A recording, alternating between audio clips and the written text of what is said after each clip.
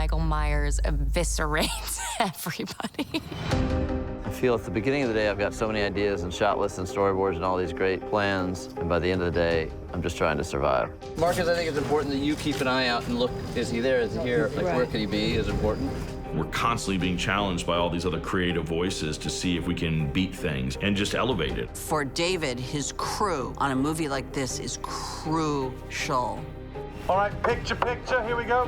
The core of that crew, it's our first AD, Attila, Michael Simmons, our DP, Ronit, our script supervisor, and David is there and going, this is my vision, this is what I want to get for the day. We have Tommy Doyle, he smacked the car. I feel like every set needs an Attila. I've never met an energy like his. Attila is there to keep this machine that we have moving so smoothly. So that was great. Let's go back to one. That's no bueno. Woo! Let's do this! Mike Simmons wants to make sure the story is being told to the best of their ability. Mike, whose idea was this, yours or David's? This is my idea. Michael is often coming up with shots and saying, well, I think we should be doing this. And it's not like David is saying, like, this is the shot. Let's check the eyeline for the eye camera. I am so in love with Ronit. I love her so much. Ronit is making sure continuity is in check. If you look at her notebook, she's taking notes on every single little thing. She puts up with no bullshit at all. It all trickles down from David. If there's not a movement, a progression to the lights, then maybe it should all just start to happen. A lot of these guys have worked with David for 20 years, I guess, when they went to film school together. And that says a lot. You don't feel like a puppet or a technician. You're creating to the larger piece of work. I like it. The way that David allows Michael and allows Attila and allows Ronit voice. He will listen and he will take what fits into his vision. It's kind of like the best idea wins, and there's really no ego involved. The entire group of people, actors, director, and crew, made this movie, and none of it you can do without them. Again, give us 3 in a row. Get back to kill game! Now, one very soft. This is their movie, very much their movie. Do you get sad when you have to kill cast members off? Depends on who we're killing. All right, this looks good. Let's do it. There are so many kills I can't even, you're gonna have to remind me of them. Action! Well, when we first started the creative process of murdering people. Thinking of creative way to murder somebody is never the happiest process. How do you kill somebody thing without feeling like a real asshole?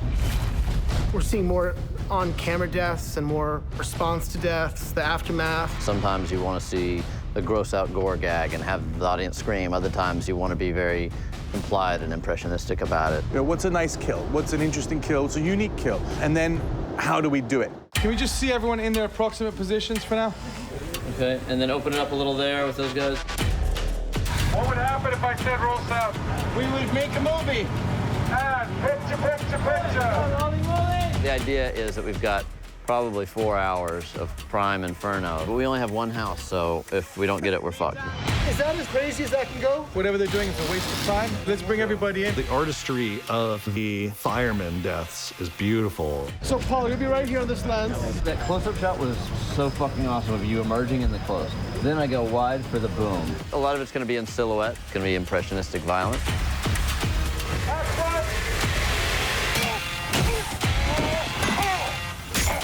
There's gonna be a blood splurt. Do what you want with that information. It's definitely a new thing for Michael to be taking down 10, 12 people.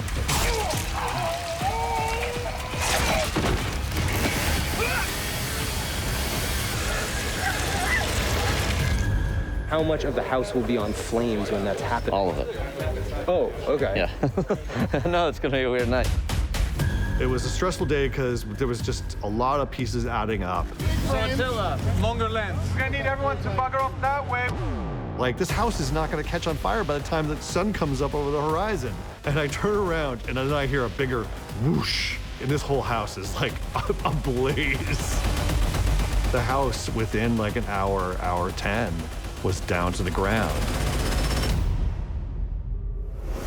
And we're all just stepping in muck and blood and body parts. It was hilarious. By the end of the night, everybody was just super pumped.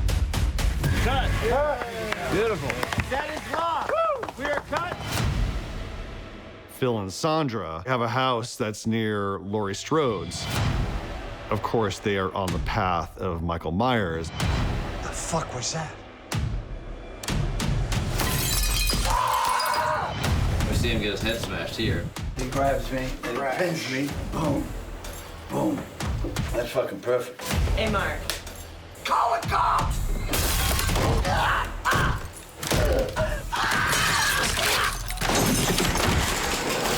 Two very intense kills. Grab your neck with your hand. He said, hey, man, come on down to North Carolina. It's warm. You'll have fun.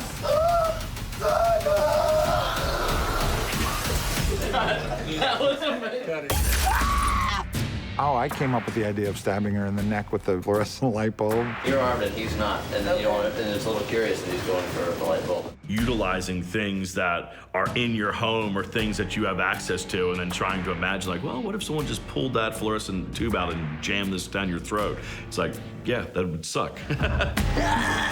You know, just make a big old opera out of it. I was like, that'd be cool, right? And David's like, yeah, that'd be really great. Let's do that. And then when we were doing it, I was like, wow, this is harder than I thought. It takes precision to pull those gags off. There's the artistry, and then there's the mechanical side of it, which is getting blood to plump through and flow and explode the way you want it, the texture of the blood, etc. So we had this, you know, full prosthetic appliance with bladders underneath it and fluorescent light bulbs out of plastic that retracted, that had a little gun shooting thing in it. Just a slight bit lower. Go lower. I'm gonna do a countdown, and that is the cue for the actual stab and for your blood gag. Roll sound. Roll. Stab.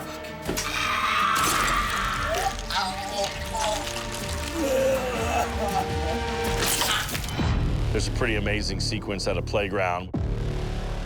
Sure to be very bloody. Hey, Mark.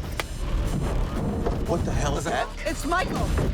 When I first heard the idea that David wanted to bring back Nurse Marion, I was like, yeah, that's natural. We should just do that. Hey, Michael. This is for Dr. Loomis. She gets stabbed to death. Over and over and over and over. Cut. Hey. One more time. 3, 2, 1, bang! That was great. One of the kills that gets me the most is Vanessa's untimely demise, when she tries to come at Michael Myers with a gun, and then he turns the tables on her quickly. First shot hits the headlight. Second shot hits the hood. Bang. Third shot skips off the roof. Everyone's apologizing every die. Like, I'm so sorry you guys died. Like, man, I'd rather die by Michael Myers than anybody else.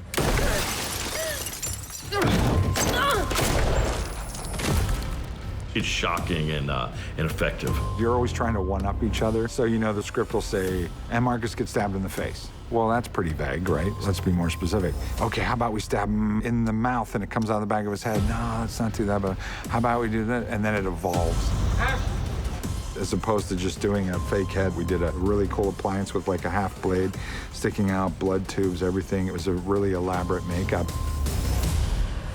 Very carefully. Watch your face. We did a reverse kind of gag, shot parts of it in reverse. Gag.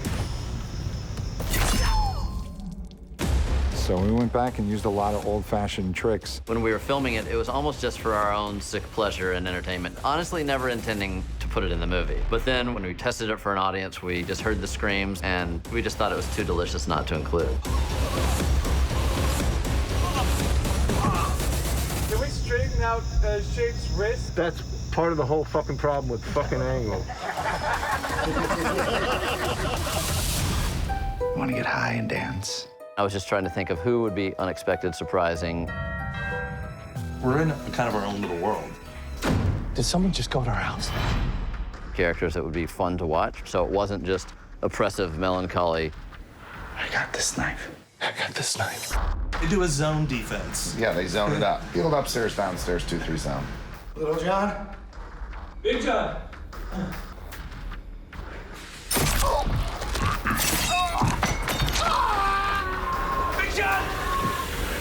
Good. Everybody okay? No, it's good. Went down. That's fucking terrifying. I'm not gonna look at that. I did it. We kill Big John. We were just gonna reveal him and find him dead, but we're actually shooting a thing where this Shape's gonna come up and gouge his eyes out and shove his fingers in through his eyes into his brain and kill him, so that's cool.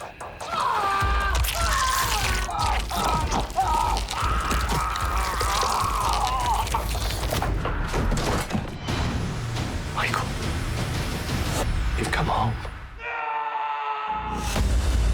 I hope we're showing something that's gonna stay in someone's head. It's got a high body count.